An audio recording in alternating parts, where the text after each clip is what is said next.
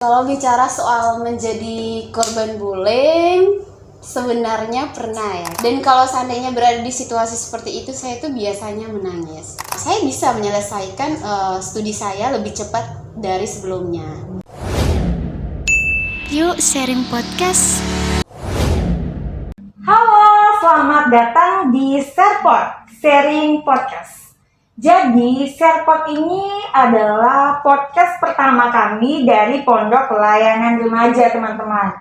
Jadi di sini kita sharing tentang fenomena-fenomena sosial yang ada di Kabupaten Sika. Jadi, teman-teman di luar sana mau sharing tentang mungkin teman-teman yang punya masalah-masalah terkait bullying, pelecehan seksual, kemudian juga punya masalah-masalah terkait motivasi belajar juga, prestasi belajar di sekolah dan lain sebagainya yang sangat dekat dengan kita sekarang, teman-teman bisa datang dan sharing di tempat sini. Jadi kami membuka seluas-luasnya tempat ini untuk teman-teman datang bergabung dan bisa sharing tentang pengalaman-pengalaman teman-teman. Mungkin dari cerita-cerita teman-teman itu bisa menjadi motivasi buat teman-teman yang lainnya.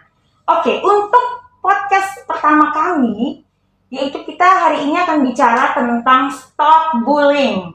Mungkin teman-teman di luar sana sudah tahu tentang bullying. Bullying itu sangat dekat dengan kita ya teman-teman.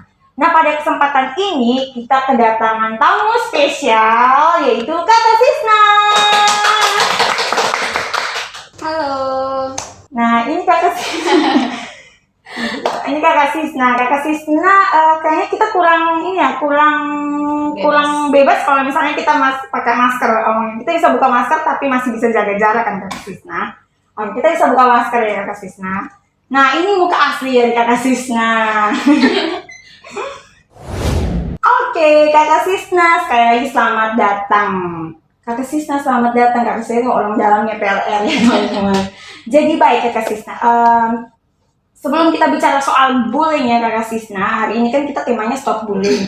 Nah, kita mau memperkenalkan Kakak Sisna dulu nih teman-teman. Kakak Sisna ini merupakan alumni dari Universitas Nusa Nipah Indonesia, khususnya program studi psikologi. Tepung untuk Kakak Sisna.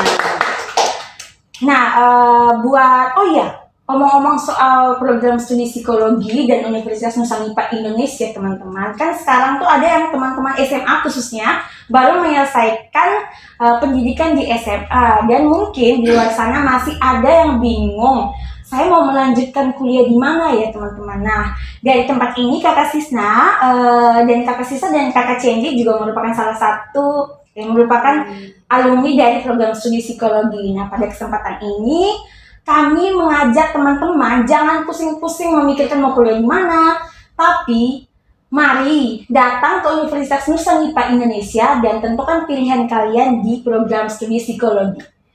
Dan di program studi psikologi itu teman-teman bisa mendapatkan banyak teman dan juga banyak wawasan. Kalau teman-teman berminat silakan nanti hubungi kontak person yang ada di bawah sini ya teman-temannya. Oke, nah bicara soal bullying nih teman-teman. Bullying tuh kan Kakak Sisna ini selain alumni dari Universitas Nusa Nipah dan khususnya program studi psikologi, sekarang Kakak Sisna itu bekerja di Pondok Pelayanan Remaja. Dan Pondok Pelayanan Remaja adalah pondok pelayanan sosial, penggiat sosial, di mana Kakak Sisna ini merupakan salah satu penanggung jawab pemegang divisi pendidikan. Nah, bicara soal divisi pendidikan, di pendidikan itu Kakak Sisna sering memberikan materi terkait bullying, prestasi belajar, dan juga motivasi belajar. Nah, omong-omong soal bullying teman-teman, mungkin teman-teman ada yang tahu ya tentang bullying itu apa, tapi kan tidak kebanyakan orang tahu tentang bullying. Kakak Sisna, apa sih sebenarnya itu bullying? Baik, terima kasih Kakak Cendi untuk pertanyaannya. Sebenarnya bullying itu merupakan salah satu bentuk tindakan kekerasan. Jadi yang dilakukan oleh sekelompok orang ataupun oleh seseorang yang berkuasa kepada orang yang lemah. Jadi bullying itu tidak hanya dilakukan oleh satu orang tapi juga sekelompok orang. Dan dilakukan itu secara berulang-ulang kali dengan tujuan untuk menyakiti orang tersebut. Jadi kalau teman-teman di luar sana yang pernah menjadi korban bullying dan bullying itu dilakukan secara berulang-ulang kali, berarti teman-teman sudah menjadi korban bullying. Itu yang dimaksudkan dengan bullying itu sendiri. Wow, bullying ini juga termasuk dalam tindakan kekerasan ya Kakak Sisna. Iya, betul sekali. Wow, berarti Kakak Sisna, bullying ini benar-benar tindakan yang memang sangat merugikan orang ya, merugikan orang. Nah, bicara soal bullying nih Kakak Sisna, bullying itu kan kekerasan. Nah, Kakak Sisna sendiri pernah tidak sih mendapatkan tindakan bullying, atau mungkin Kakak Sisna mau menjadi pelaku bullying? Kalau bicara soal menjadi korban bullying, sebenarnya pernah ya. Kita semua pernah menjadi korban bullying. Mungkin saya sedikit menceritakan keseharian saya di mana saya sebagai korban bullying ya. Jadi dulu tuh saya punya teman laki-laki, namanya, minta maaf saya tidak bisa sebutkan di sini. Hampir setiap harinya tuh dia selalu mengejek, mengolok, dan ada momen tertentu di mana saya tuh benar-benar sakit hati karena misalnya nih, kalau seandainya kami dikasih tugas, terus ketika waktunya sudah mau pengumpulan tugas itu, dia selalu marah. Maksudnya dia membuat seolah-olah dirinya itu pahlawan untuk teman-teman lain yang belum mengerjakan tugas. Jadi ketika saya mau mengumpulkan tugas, karena waktunya sudah mau kumpul, saya mau mengumpulkan tugas tuh dia selalu marah. Dia bilang saya tuh sok pintar, cari perhatian, egois. Ada saja yang selalu dia buat yang buat saya tuh sakit hati. Dan kalau seandainya berada di situasi seperti itu, saya tuh biasanya menangis. Dan kalau menangis itu, Jangan menangis.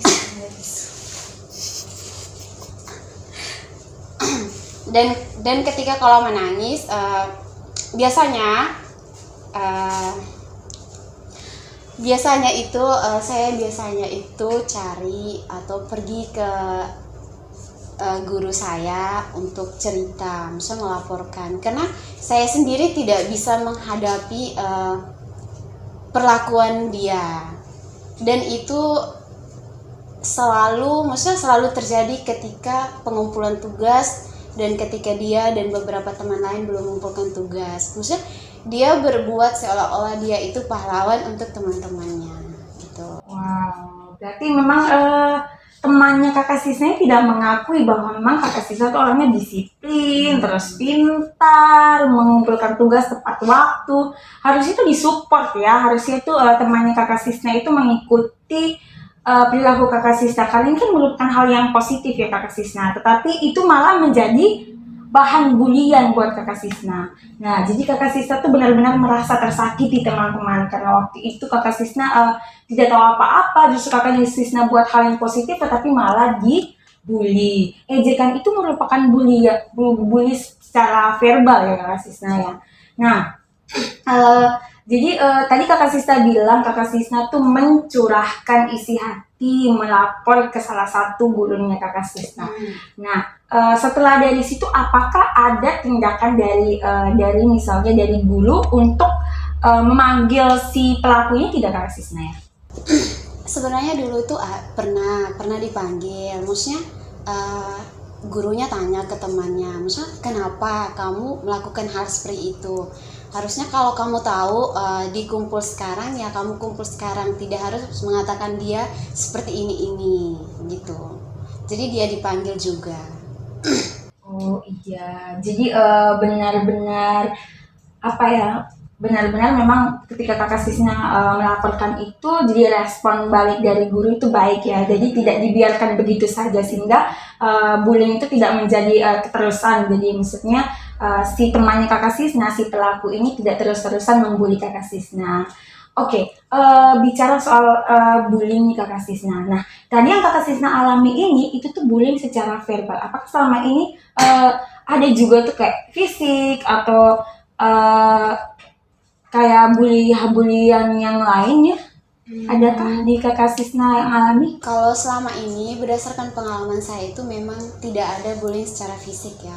Kalau bullying secara fisik itu kan lebih kepada melibatkan kontak fisik, jadi dimana kita dipukul, ditendang. Kalau sejauh ini untuk dengan teman-teman tidak ada. Kalau bullying relasional itu kan bentuk bullying untuk istilahnya mengasingkan seseorang dalam suatu kelompok. Nah, sebenarnya ini terjadi, tetapi itu hanya candaan dari teman-teman saja. Jadi ketika dulu waktu masih sekolah juga, kebetulan saya punya teman. Nah, kami itu berempat temannya.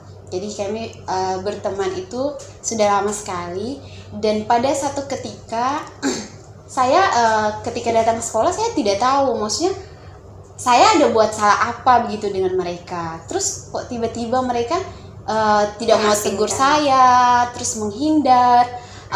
Bahkan ketika makan bersama yang sering kami lakukan setiap hari itu maksudnya tidak diajak makan bersama. Jadi saya menangis, saya bilang, saya salah apa coba? Maksudnya kalaupun saya ada salah, setidaknya kalian sampaikan, maksudnya jangan diamkan saya. Maksudnya itu menyakitkan buat saya. Kita sudah sama-sama, sudah lama nih, ketika jam makan kita sama-sama makan, kok hari ini kalian tidak ajak saya makan gitu. Oh iya, Cici.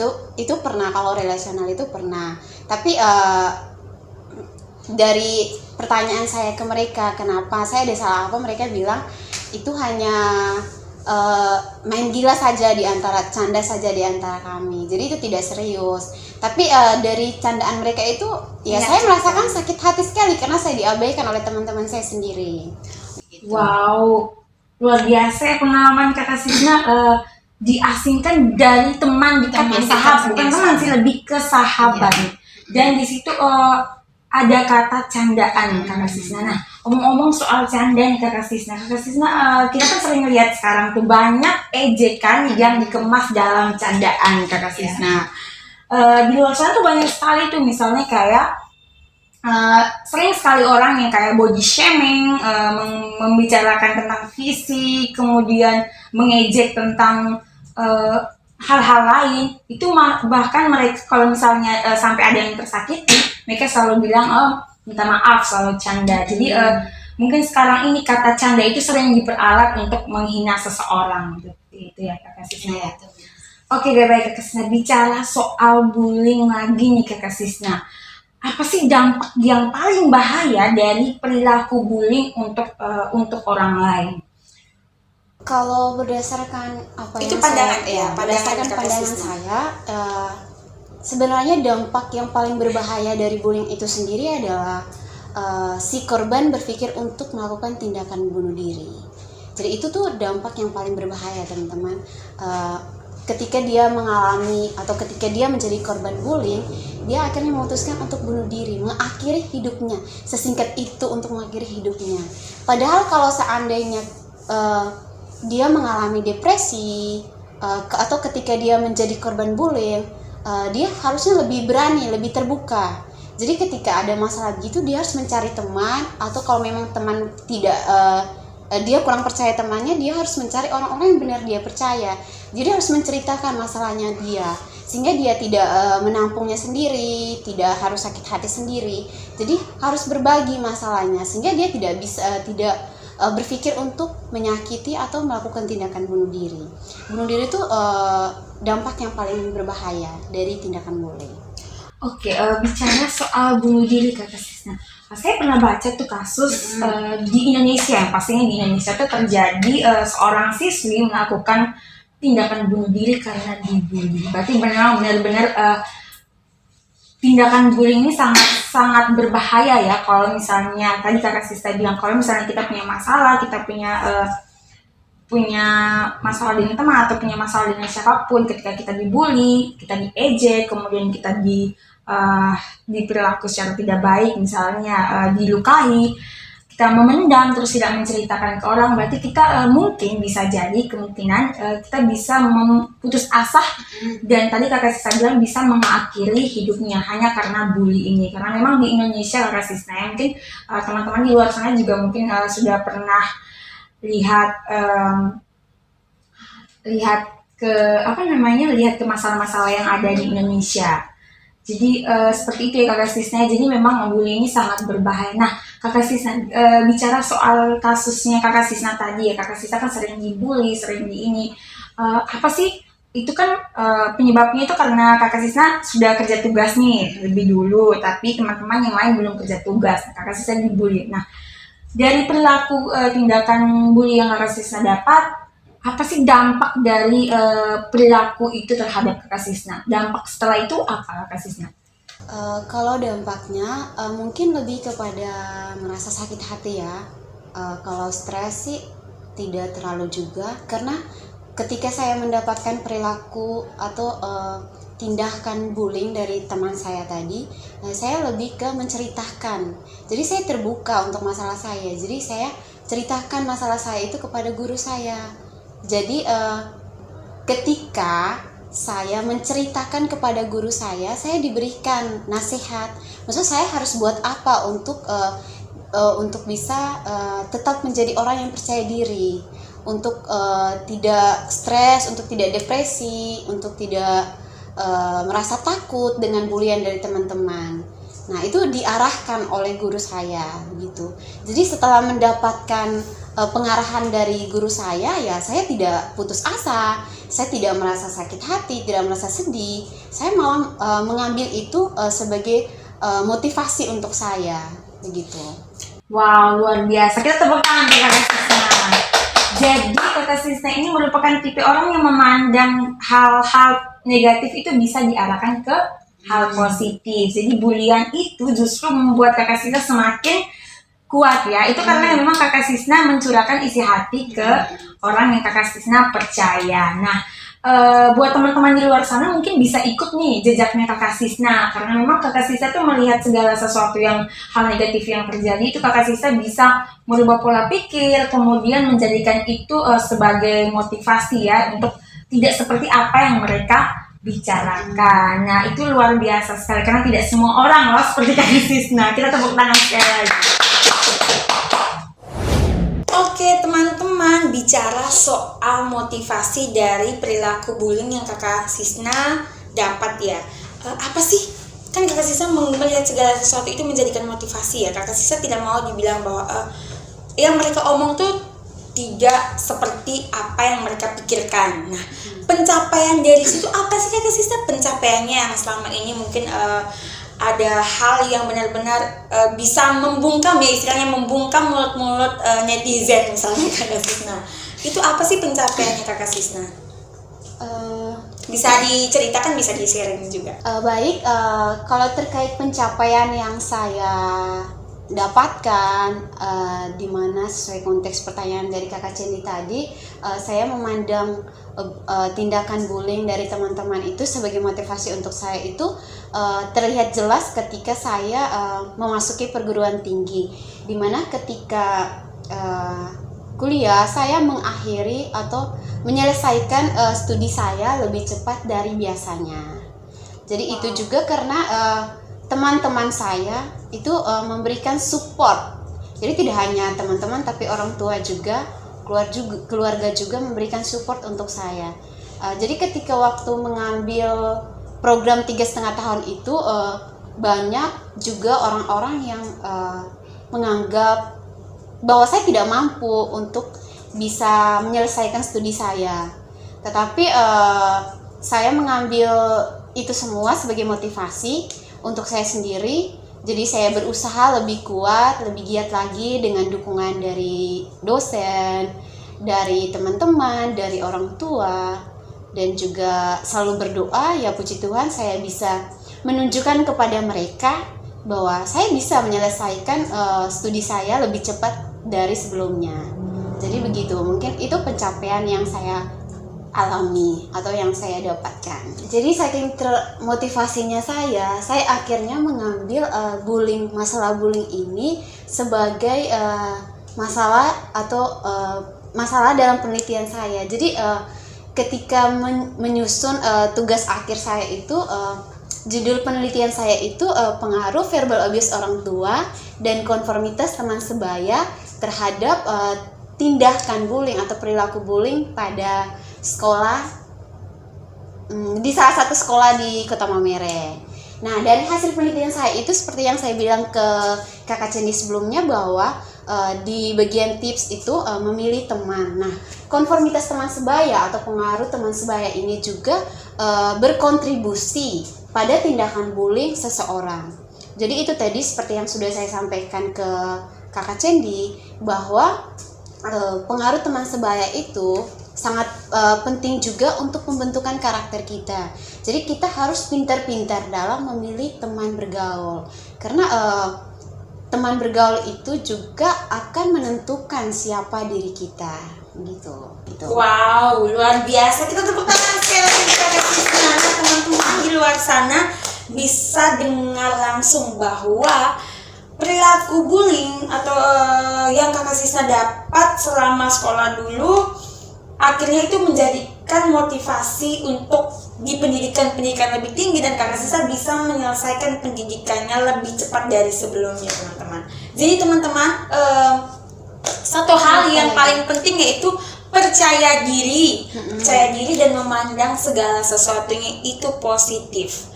Wow, luar biasa. Dan berarti memang Kakak Sisna tipe orang yang benar-benar tidak terpuruk, tidak putus asa, tidak cepat menyerah dengan apa yang dikatakan oleh para netizen yang Kakak Sisna ya. Oke Kakak Sisna, bicara soal bullying nih dari pengalaman Kakak Sisna, tips dong buat teman-teman yang di luar sana, mungkin teman-teman di sana mungkin yang lagi nonton ini tuh ada yang memang selama ini dibully, terus sulit untuk menceritakannya karena mereka ingin memendam sendiri, tidak mau masalah mereka itu diketahui oleh orang lain. Tips untuk teman-teman di luar sana bagaimana Kakak Sisna? Kalau dari saya, untuk teman-teman di luar sana yang mungkin juga saat ini menjadi korban bullying, yang pertama yang harus ditanamkan dalam diri kita itu adalah percaya diri. Jadi kita tuh harus percaya diri. Terus ketika kita mendapat perlakuan bullying dari teman-teman, kita harus berani untuk menghadapinya. Berani di sini adalah berani menghadapi tindakan bullying dari teman-teman kita, bukan berani untuk menjadi pelaku bullying ya. Nah, jadi yang berikutnya itu ketika kita menjadi korban bullying, kita harus mengumpulkan buktinya. Jadi bukti-bukti itu setelah kita kumpulkan, kita harus melaporkan kepada orang tua, atau ketika di sekolah kita laporkan kepada guru-guru kita. Jadi ketika kita melaporkan itu, guru-guru kita bisa atau orang tua kita bisa memanggil si pelaku untuk diberikan nasihat, pengarahan. Jadi kedepannya itu juga membantu dia untuk tidak menjadi korban bullying, tidak menjadi pelaku bullying lagi. Terus yang terakhir, yang berikutnya itu dalam memilih teman bergaul. Nah, ketika kita memilih teman bergaul, karena teman bergaul juga penting untuk kita, istilahnya ketika kita berteman dengan penjual parfum, badan kita juga akan wanginya seperti parfum. Jadi ketika kita berteman dengan teman-teman yang berpikiran positif, itu akan mengarahkan kita juga ke hal-hal yang positif. Jadi memilih teman bergaul juga itu penting. Jadi pilihlah teman bergaul yang positif. Terus yang berikutnya, kita harus selalu berpikir positif.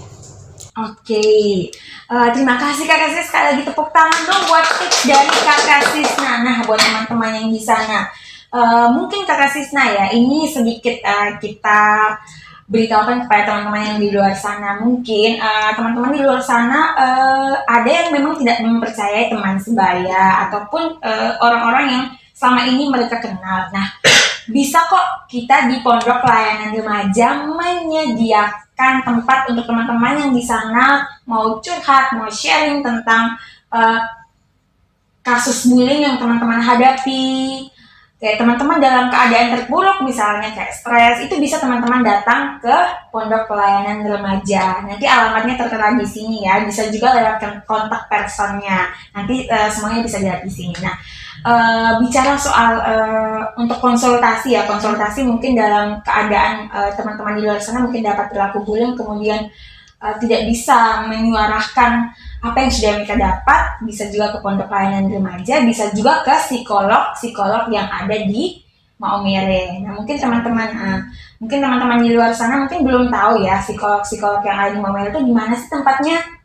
Nah, kembali lagi. Nah, psikolog-psikolog yang ada di Maumere itu, kebetulan di Universitas Nusa Nipah juga, khususnya di program studi psikologi, juga menyediakan layanan psikologi, lembaga layanan psikologi. Nah, di situ ada banyak sekali psikolog-psikolog. Yang mungkin kalau misalnya teman-teman tidak mempercayai teman-teman lain, teman-teman bisa langsung ke psikolog. Nah, di sana juga punya etika ya Kakak Sisna, ya, etika kerahasiaan itu sangat dijaga. Nah, juga di pondok layanan remaja juga.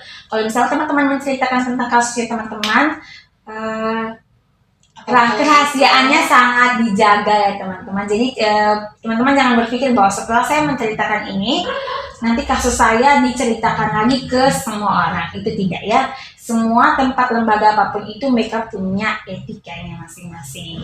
Oke teman-teman. Jadi terakhir itu tips dari Kakak Sisna, yaitu harus percaya diri dan jangan insecure ya teman-temannya, jangan insecure. Kemudian harus memilih teman yang positive vibes ya, jadi harus di lingkungan yang positif dan jangan lupa untuk selalu berpikir positif.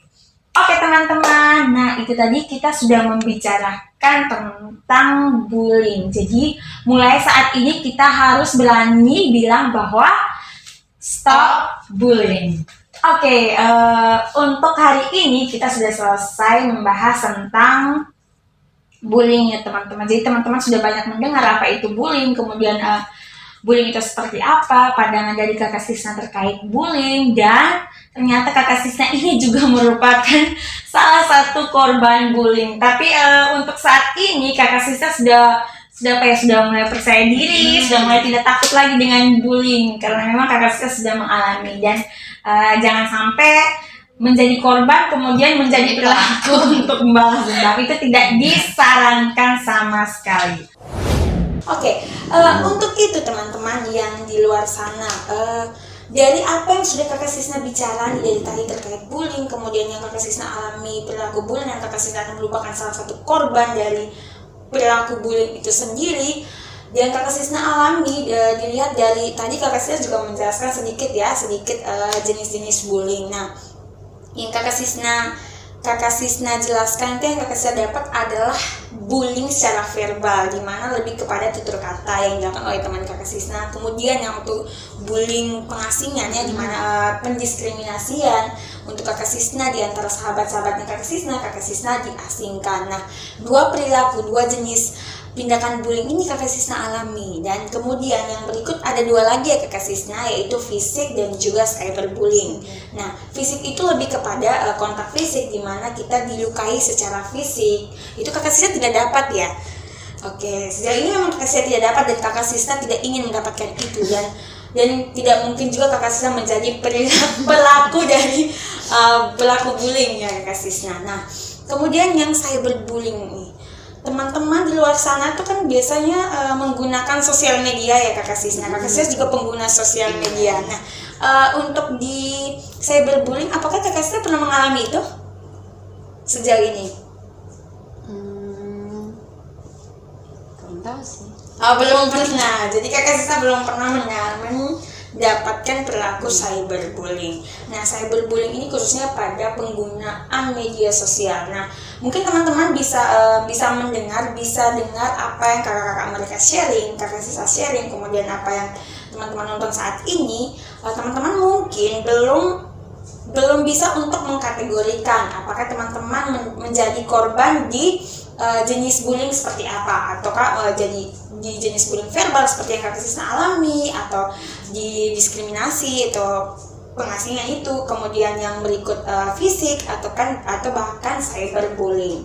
Nah, cyberbullying ini lebih kepada penggunaan sosial media tadi ya teman-teman, dimana mungkin ada teman-teman di luar sana yang sering mengupload foto, misalnya ada saja netizen yang maha benar itu suka sekali bilang, wah kamu matanya kekecilan, telingamu kebesaran. Nah, itu tuh merupakan cyberbullying. Atau mungkin kepalamu kebesaran, atau rambutmu kekeriting, atau bagaimana. Nah, itu merupakan cyberbullying ya teman-teman. Jadi untuk cyberbullying ini teman-teman, jadi teman-teman yang yang sering menggunakan media sosial harus bijak-bijak ya teman-teman. Apalagi sekarang tuh banyak sekali segala ejekan tuh dikemas dalam candaan. Teman-teman hati-hati ya, bercanda boleh tetapi jangan sampai menyakiti perasaan orang. Nah mungkin di luar sana teman-teman ada yang menjadi pelaku mungkin ya. Dulu mungkin kakak Sisna mungkin pernah menjadi pelaku karena sering mengejek juga. Kalau ejekan yang menyakitkan itu bisa menjadi pelaku bullying, jadi seperti itu. Jadi teman-teman di luar sana, dari apa yang sudah di share di Sharepot ini, teman-teman bisa mulai mengkategorikan, saya pernah tidak sih menjadi korban di bullying jenis ini, atau saya pernah tidak menjadi pelaku di bullying jenis ini. Nah teman-teman mungkin ada yang mau cerita, bisa langsung di komen di bawah sini ya teman-teman. Nah, oke teman-teman, untuk itu kedepannya untuk podcast berikutnya di Sharepot ini, teman-teman di luar sana mau request siapa yang harus kita undang untuk bicara fenomena-fenomena sosial yang ada di Kabupaten Sika. Mungkin ada yang bisa request temannya atau adiknya atau kakaknya, silakan nanti komen di bawah sini ya teman-temannya. Nah oke, tapi jangan lupa kalau misalnya mau datang ke Pondok Layanan Remaja juga kami terbuka lebar untuk teman-teman di luar sana yang mungkin mau lebih intens tanpa harus dipublish, bisa langsung ke Pondok Layanan Remaja. Oke teman-teman, nah untuk itu di akhir Sharepot ini sekali lagi teman-teman, mari kita menyuarakan untuk stop bullying. Oke, kita tos dulu dengan Kakak Sisna. Terima kasih untuk kehadiran Kakak Sisna. Kakak Sisna, kita harus gunakan tos prokes. Yuk sharing podcast.